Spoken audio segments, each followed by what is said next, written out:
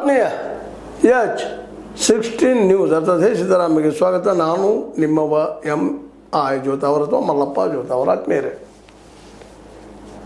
ಈ ತೂಗು ಚಿಂತನೆ ಏನಂತ ನೀವೀಗ ಯುದ್ಧ ವಿರಾಮ ಆಗಿರೋದು ನಾವು ತಿಳ್ಕೊಂಡಿದ್ವಿ. ಆದರೆ ಇದು ಯುದ್ಧ ವಿರಾಮ ಮುಂದುವರಿತದನ ಅನ್ನುವಂಥದ್ದು, ಶಾಶ್ವತವಾಗಿ ವಿರಾಮ ಆಗ್ತದನ ಅನ್ನುವಂಥ ಒಂದು ದೊಡ್ಡ ಪ್ರಶ್ನೆ ಇರ್ತದೆ.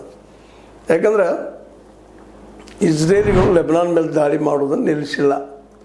ಅವರಿಗೆ ಭಯ ಏನಪ್ಪ ಅಂದ್ರೆ ಉತ್ತರ ಇಸ್ರೇಲ್ ಮೇಲೆ ಅವ್ರು ದಾಳಿ ಮಾಡ್ತಾರೆ, ನಮಗೆ ತೊಂದರೆ ಕೊಡ್ತಾರೆ, ಅದಕ್ಕೆ ಅವ್ರನ್ನ ಇಲ್ಲಾಗಿಸೋದು ಅನ್ನುವಂಥದ್ದು.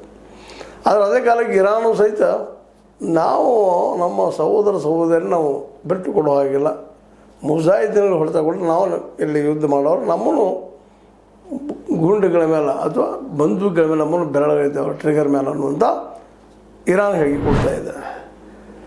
ಡೊನಾಲ್ಡ್ ಟ್ರಂಪ್ ಅವರು ಉದ್ದೇಶಿತ ಕದನ ವಿರಾಮ ಒಪ್ಪಂದ ಏರ್ಪಡುವವರೆಗೆ ಇರಾನ್ ಸುತ್ತಲೂ ಅಮೆರಿಕ ಯುದ್ಧನೌಕೆಗಳು ಹಾಗೂ ಯೋಧರ ನಿಯೋಜನೆ ಮುಂದುವರಿಯಲಿದೆ. ಇದೇ ಕಾಲಕ್ಕೆ ಅಮೆರಿಕನ್ ಹೇಳ್ತಾ ಇದೆ ಮಾತುಕತೆ ನಡೆಯುತ್ತದೆ. ಆ ಮಾತುಕತೆ ನಡೆದ ಸಮಯದಲ್ಲೂ ಸಹಿತ ನಾವು ಇರಾನ್ ಸುತ್ತಮುತ್ತ ನಮ್ಮ ಯುದ್ಧನೌಕೆನೂ ಇರುವು, ಎಲ್ಲವೂ ಇರುವು, ಹೆಚ್ಚು ಕಡಿಮೆ ಆದ್ರೆ ನಾವು ಯುದ್ಧಕ್ಕೆ ರೆಡಿ.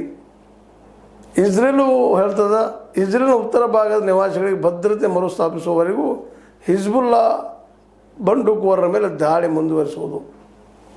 ಒಟ್ಟು ಇದು ಎಲ್ಲ ನೋಡಿದಾಗ ಪಾಕಿಸ್ತಾನದಲ್ಲಿ ನಡೆಯುತ್ತಿರುವಂಥ ಮಾತುಕತೆ ಏನಾಗ್ಬೋದು. ಯಾಕಂದರೆ ಎಲ್ಲರೂ ಅವರವರ ಹಠದಲ್ಲಿದ್ದಾರೆ, ಜಿದ್ದಿಯಲ್ಲಿದ್ದಾರೆ. ಆದರೆ ಎಲ್ಲರಿಗೂ ಗೊತ್ತದ ಈ ಯುದ್ಧದ ಪರಿಣಾಮ ಏನಾಗ್ಬೋದು ಅಂತೇಳಿ.